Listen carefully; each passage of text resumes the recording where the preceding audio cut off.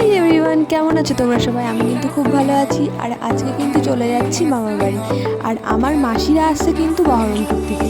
এই যে দেখছো, আমার বাবাও কিন্তু এসছে আমার সাথে, ওদের সাথে দেখা করবে বলে। আমাকে কিন্তু তুলতে আসিনি, শুধু ওদের সাথে দেখা করবে তাই। তো ওরা তো চলে আসে বিনগর থেকে, কিন্তু আমি চলে আসি কালীনারায়ণপুরে। কালীনারায়ণপুরে এসে দেখছো আমরা চা খাচ্ছি। কালীনারায়ণপুরে এসে তো চা খাবো না, এটা হতেই পারে। আর আজকে যা সারা দিন বৃষ্টি হচ্ছে সকাল থেকে, ভাবতেই পারিনি যে আজকে আসতে পারবো। তাও ঠিক চলে আসা, মানে এখন একটু বৃষ্টিটা কম আছে বলে আসতে পেরেছি।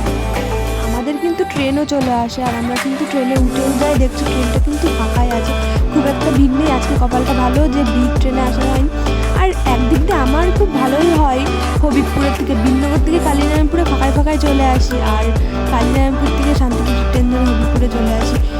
হবিবপুরে এসেই কিন্তু দেখছো ভুট্টার দোকান দেখে কিন্তু আমরা দাঁড়িয়ে পড়েছি।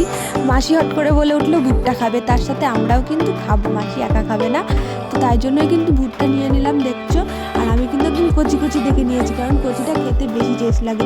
আর শক্ত শক্তগুলো খেলে না একদম দাঁত ব্যথা হয়ে যায়, মুখ চিবাতে যাবে তো মুখ ব্যথা হয়ে যায়। তারপরে কিন্তু আমরা রাখি কিনতে চলে এসেছি, কারণ কালকে রাখি, এই উপলক্ষে আমরা এসেছি। মামা বাড়িতেও চলে এসেছি। এখন আমরা যাবো আর এক জায়গায়, পাশের বাড়িতে মনসা পুজো হচ্ছে দেখছো। মনসা পুজোয় এসছি, মানে বাড়ির পাশেই তো, একদম বেশি কেউ ছিল না, শুধু বাড়ির কয়জনই ছিল। আর দেখছো আমার বোন, একে তোমরা চিনবেই, আমার আগের ভিডিওতে দেখলে তোমরা বুঝবে ওকে। আমার মামার মেয়ে দেখছো, এসে কিন্তু ও নাচ শুরু করে দিয়েছে।